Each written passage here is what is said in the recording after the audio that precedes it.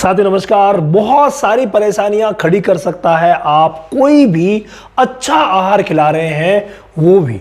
अब आप कहेंगे कि सर अच्छा आहार भी परेशानियां कैसे खड़ी करेगा, हम तो दूध बढ़ाने के लिए अच्छा आहार देना चाह रहे हैं या फिर हेल्थ बनाने के लिए, अडर बढ़ाने के लिए या फिर मोटा तगड़ा करने के लिए। जब भी हम कुछ भी खिलाने का विचार करते हैं ना, उस समय उस विचार करने से पहले ही मैं जो 3 बातें आपको बता रहा हूं, इन तीनों बातों को अपने जहन में उतार लीजिए। अगर ये काम आपने नहीं किया ना, तो जो भी आपने खिलाया ना अच्छा आहार खर्चा करके, वो अच्छा काम पशु के लिए नहीं करेगा। ये विशेष ध्यान रखिए।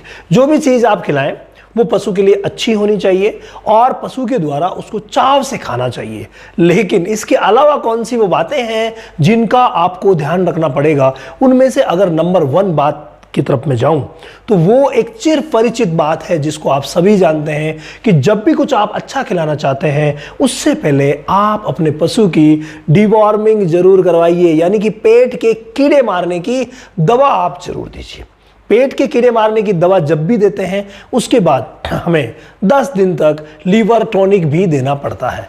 लीवर टॉनिक आप मार्केट से लाया हुआ भी दे सकते हैं। तो लीवर टॉनिक मैंने घर पे बनाने के भी बहुत सारे तरीके आप लोगों को बता रखे हैं। तो घर वाला लीवर टॉनिक भी आप दे सकते हैं और मार्केट वाला लीवर टॉनिक भी आप दे सकते हैं। तो 10 दिन तक आप डिवॉर्मिंग के बाद लीवर टॉनिक जरूर दीजिए। उसके साथ साथ या उसके बाद आप कोई भी जो अच्छा आहार खिलाना चाहते हैं, वो अच्छा आहार क्या होगा, वो कोई भी देसी नुस्खा हो सकता है, देसी फॉर्मूला हो सकता है, वो कोई भी मेडिसिन हो सकती है, अच्छी वाली टॉनिक वाली मेडिसिन हो सकती है, या फिर वो कोई भी अच्छा फीड हो सकता है कि सर हमने बहुत ही अच्छा फीड बनवाया है और ये हम दे रहे हैं, या कोई विशेष आहार हो सकता है जैसे अडर बढ़ाने के लिए, मोटा तगड़ा करने के लिए आपने कोई विशेष आहार तैयार किया तो वो दे रहे हैं। तो उससे पहले डिवॉर्मिंग और लीवर टॉनिक जरूरी है। ये तो थी जनरल बात। अब विशेष बात सुनिए।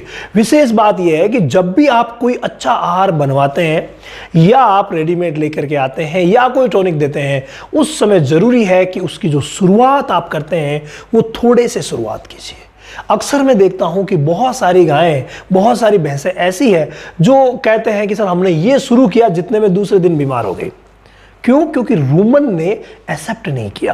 रूमन में जो एक्सेप्ट करने वाली चीज है वो भी एक लाइव चीज है जिसका नाम है माइक्रोफ्लोरा। जी हां, माइक्रोफ्लोरा को आपको समझना पड़ेगा और माइक्रोफ्लोरा अच्छा वर्क एक ही खाने पे करते हैं। ये विशेष ध्यान रखिएगा। जो ही आप खाने में बदलाव करते हैं तो माइक्रोफ्लोरा का जो वर्क है वो कम हो जाता है, और उनका वर्क कम हुआ नहीं तो पाचन शक्ति कम हुई नहीं, और पाचन शक्ति जो ही कम हुई नहीं, और भाई समस्या आप लोगों के लिए खड़ी हो जाएगी प्रोडक्शन की, यानी दूध भी कम होना तय हो जाएगा। तो इसीलिए जब भी आप कोई भी अच्छा आहार दें उसकी शुरुआत थोड़े से करें और जो पहले दे रहे थे उसको आप ज्यादा रखें, फिर धीरे धीरे करके उसकी मात्रा को बढ़ाइए। चाहे वो आहार है, चाहे नुस्खा है, चाहे फॉर्मूला है, कुछ भी है, शुरुआत जब भी आप करते हैं, मैंने कहा ये चीज आप आधा किलो रोज खिलाइए, 10 दिन तक खिलाइए, इतने में दूध बढ़ जाएगा, ये हो जाएगा, सब कुछ अच्छा हो जाएगा, और आपने आधा केजी ही उसको शुरू कर दिया पहले दिन ही, तो ये प्रॉब्लम हो सकती है। तो पहले दिन जब भी आप देते हैं उसको 200 ग्राम से शुरू कीजिए, फिर आप 200 ग्राम बढ़ाइए, 400 हुए, फिर 500 ग्राम पे ले जाइए, फिर आप आधा किलो रोज दे सकते हैं। तो शुरुआती जो 2-3 दिन देना, वहां हमें उसको धीरे धीरे देना है। ये हमेशा ध्यान रखिए, चाहे कोई फीड ही क्यों ना हो। फीड पर भी हमने बहुत सारी स्टडी की और ये पाया कि फीड भी अगर कोई एकदम से ज्यादा देते हैं तो वो गाय बीमार हो ही जाती है। तो ये चीज आप पूरा ध्यान रखेंगे।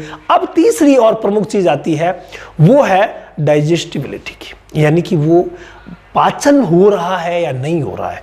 जो भी चीज आप खिलाने की सोच रहे हैं या खिलाना शुरू कर दिया है, क्या वो पाचन हो रहा है, अंदर उसका पाचन प्रॉपर हो रहा है, डाइजेशन प्रॉपर है? तो उसका पाचन आप चेक नहीं कर पाएंगे, और अगर आप चेक करते भी हैं तो चेक जब होंगे तब तक बहुत देर हो चुकी होती है। कैसे? गोबर में बदलाव आ जाता है, कभी कभार आफरा, कभी कब्ज, तो कभी बंद की शिकायत, तो कभी दस्त की शिकायत भी हो जाती है। तो ऐसी कंडीशन कब होती है? ऐसी कंडीशन जब ज्यादा तकलीफ होती है ना, तब होती है। तो आप ज्यादा होने ही मत दो भाई, पहले ही डाइजेशन को प्रॉपर करने का वर्क करवा लीजिए।